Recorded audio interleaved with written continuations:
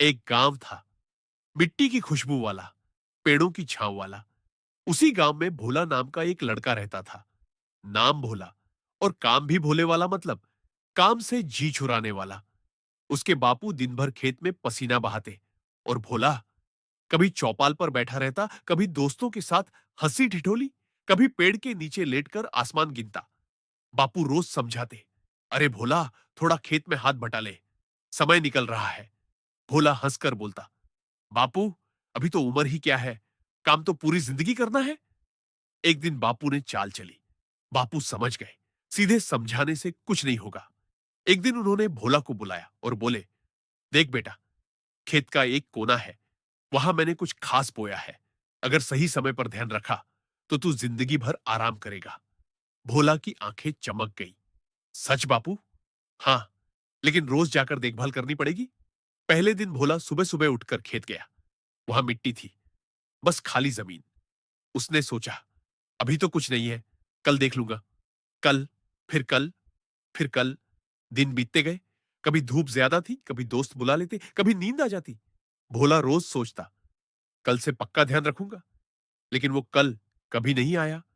कुछ महीनों बाद एक दिन बापू बोले, चल भोला, दिखा क्या उगाया तूने। दोनों खेत पहुंचे। बाकी पूरा खेत हरा भरा था, लेकिन वो कोना सूखा पड़ा था। वहां सिर्फ झाड़ झंखाड़ उगाए थे। भोला हैरान रह गया। सच्चाई सामने आई। बापू ने धीरे से कहा, बेटा, मैंने वहां कुछ नहीं बोया था। भोला चौंका। तो फिर? बापू बोले, मैंने बस तेरा भविष्य वहां बोया था।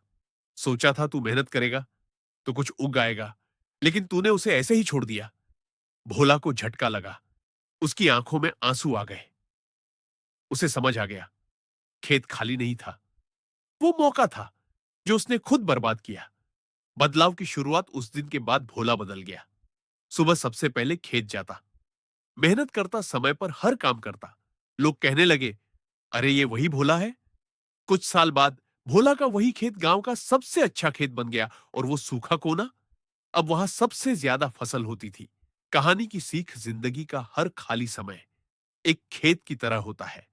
अगर समय पर मेहनत नहीं करोगे तो वहां सिर्फ पछतावा उगेगा, और अगर सही समय पर काम कर लिया तो वही जगह सोना उगलेगी। दोस्तों, अगर कहानी अच्छी लगी हो, एक लाइक ठोक दो और अपने यार दोस्तों को भेज दो।